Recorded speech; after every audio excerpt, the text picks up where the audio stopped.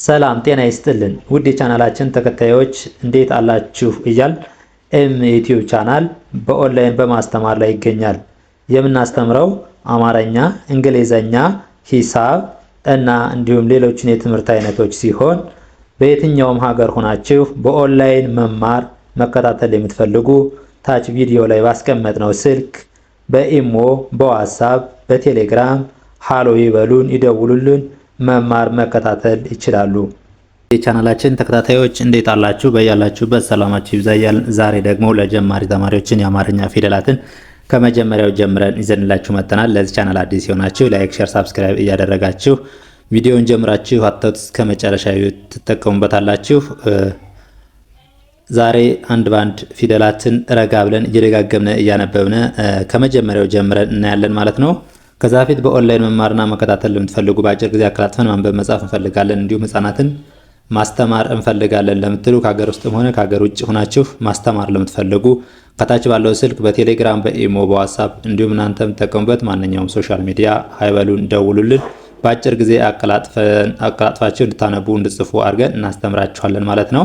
እሺ ወደ ትምህርታችን ስንገባ እቺ ማናት? ሀ ነች። ሀ ሁ ሂ ሃ ሄ ህ ሆ። እሺ እደግመዋለሁ።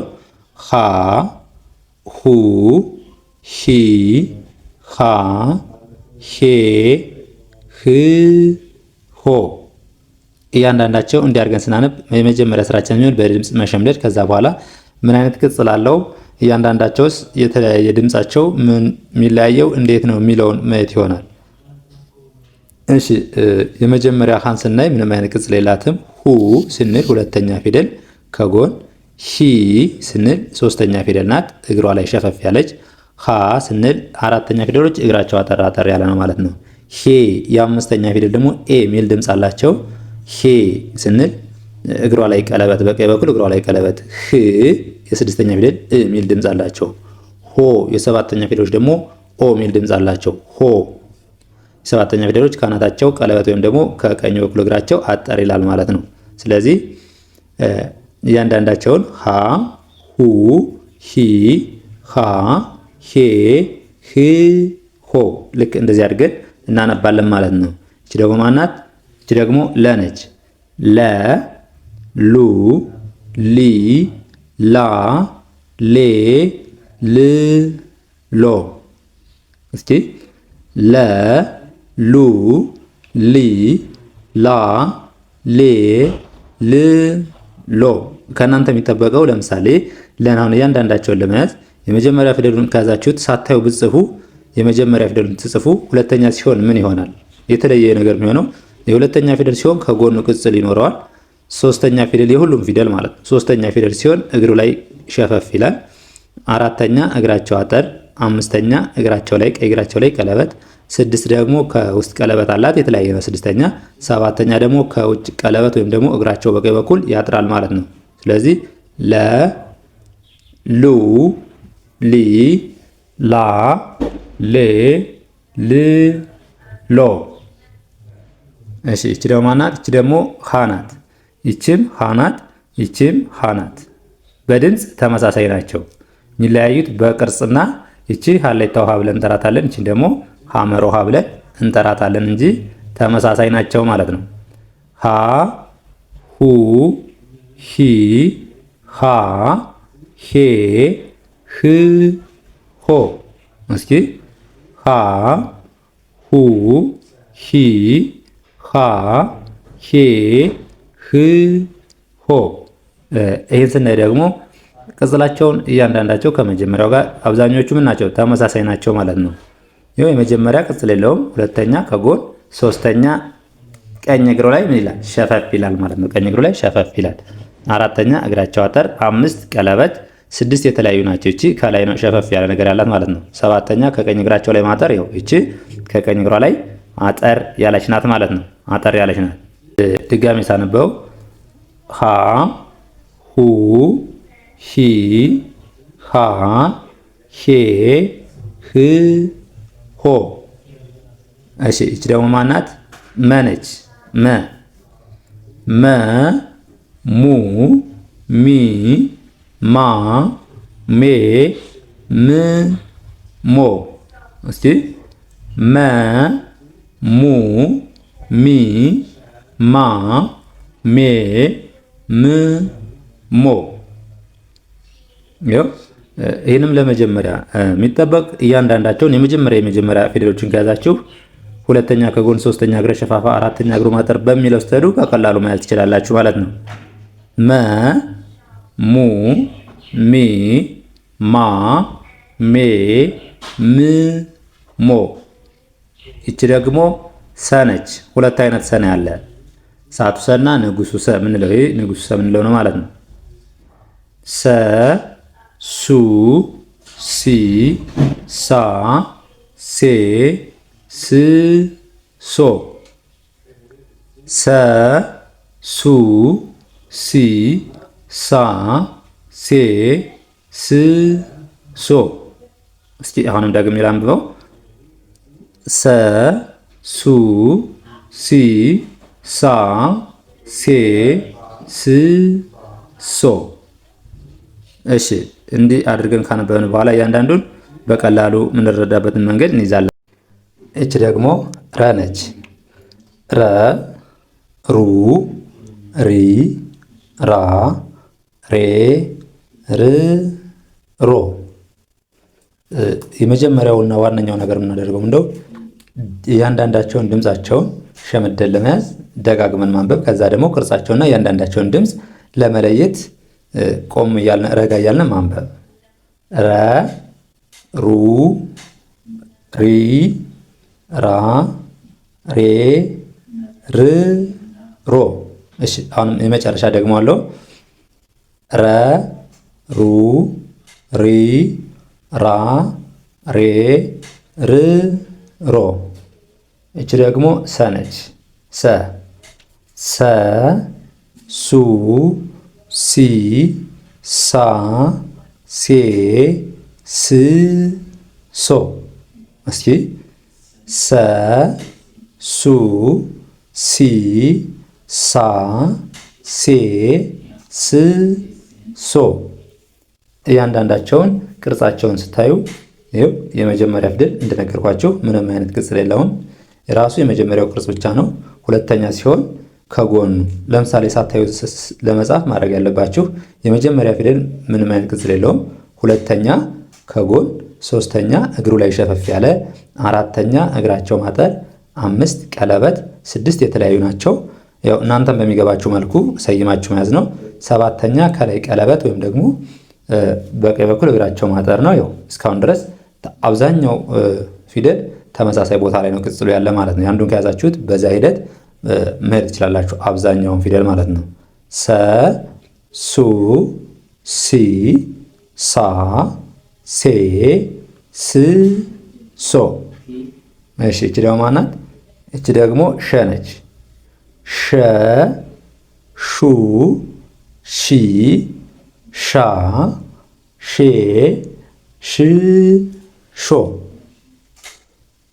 ሸ ሹ ሺ ሻ ሼ ሽ ሾ።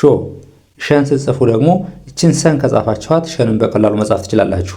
ተመሳሳይነት ያላቸውን ፊደሎች እያቀራረባችሁ በምን ይለያያሉ ወይም ደግሞ በምን ይመሳሰላሉ እያላችሁ በቀላሉ ያንዱን ካንዱ እያመሳሰላችሁ ማየት ትችላላችሁ ማለት ነው። ሰን ከጻፋችሁ ሸ ለመጻፍ ካናቷ ላይችን ቅጽሏን ከጨመራችሁ ሌላው አዚቲስ እንዳለ ባለበት ማንን ሰን ማስቀመጥ ነው። ካናቷ ላይ ያለውን ከጨመራችሁ ሌላ ምንም የሚለየው ነገር የለም። ልክ እንደዚህ ከጻፋችሁ በኋላ ይኸው የሚለየው በምን ነው?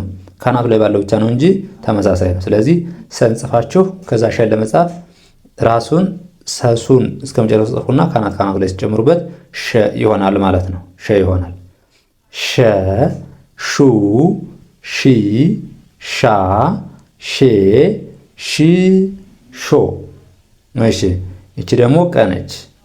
ቀ ቀ ቁ ቂ ቃ ቄ ቅ ቆ። ቀ ቁ ቂ ቃ ቄ ቅ ቆ። እስኪ የመጨረሻ አንድ ደግሞ አለው። ቀ ቁ ቂ ቃ ቄ ቅ ቆ። እሺ እቺ ደግሞ በ ነች። በ በ ቡ ቢ ባ ቤ ብ ቦ። በ ቡ ቢ ባ ቤ ብ ቦ። በን ስናይ ደግሞ ተመሳሳይ ነው። ስድስተኛዋ የተለያየች ናቸው እንጂ ሌሎች የመጀመሪያ ቅጽል የለውም። ሁለተኛ ከጎን፣ ሶስተኛ እግሩ ሸፋፋ፣ አራተኛ እግሩ ማጠር፣ በግራ በኩል እግራቸው ማጠር፣ አምስተኛ ቀለበት፣ ከቀኝ እግራቸው ላይ ቀለበት፣ ስድስት የተለያዩ ናቸው። በውስጥ በኩል ቅጽል አላት ማለት ነው። ሰባተኛ ደግሞ ቦ ብለን የምናነበው በቀኝ በኩል እግሩ ያጥራል ማለት ነው። እሺ የመጨረሻ አንዴ ልድገመው። በ ቡ ቢ ባ ቤ ብ ቦ። ለመያዝ ወይም ደግሞ ሸምዳችሁ ለመረዳት ደጋግሞ ማንበብ ግዴታ ስለሆነ ነው ደጋግሜ የማነብላችሁ። ልክ እናንተም ደጋግማችሁ እንደዚህ ካነበባችሁት በኋላ በተረዳችሁት መልኩ እየጻፋችሁ መለማመድ ይሆናል ማለት ነው። እሺ እቺ ደግሞ ቨ ነች። ቨ ቡ ቪ ቫ ቬ ቭ ቮ። ቨ ቡ ቪ ቫ ቬ ቭ ቮ። ቨን ስናይ ደግሞ ከበ የሚለየው ልክ አናቷ ላይ ባለችው እቺ አልተያያዘችም፣ ግን ከላይ ላይ ገደም ባለችው ቅጽል ነው። አልተያያዘችም፣ በዚች ነው የሚለየው ማለት ነው እንጂ ራሱ በእንቁጭ ታደርጉና በእንከጻፋችሁት ቨ ለመጻፍ እቺን ከላይ ላይ ያለችዋን ጨመር ማድረግ ነው። ልክ እንደዚህ እቺን ቅጽል ማለት ነው። ማንን በእንከጻፋችሁ ሰን ጽፋችሁ ካናቱ ላይ ጨምራችሁ ሸን እንደጻፋችሁ ቨን ትጽፉና ደግሞ ካናቱ ላይ ስትጨምሩበት ቨ ይሆናል ማለት ነው። ቨ ቡ ቪ ቫ ቬ ቭ ቮ። እሺ እቺ ደግሞ ተ ነች። ተ ቱ ቲ ታ ቴ ት ቶ። ተ ቱ ቲ ታ ቴ ት ቶ። እዚህ ላይም ለምሳሌ ስናይ ከቸ ጋር ተመሳሳይነት አላቸው። እሺ ደግሞና አንዴ እናንብበውና ከቸ ጋር በምን እንደሚመሳሰል እናያለን። ቸ ቹ ቺ ቻ ተ ቱ ቲ ታ ቴ ት ቶ። እሺ እቺ ቸ ነች። ቸ ቹ ቺ ቻ ቼ ች ቾ። እስኪ ቸ ቹ ቺ ቻ ቼ ች ቾ።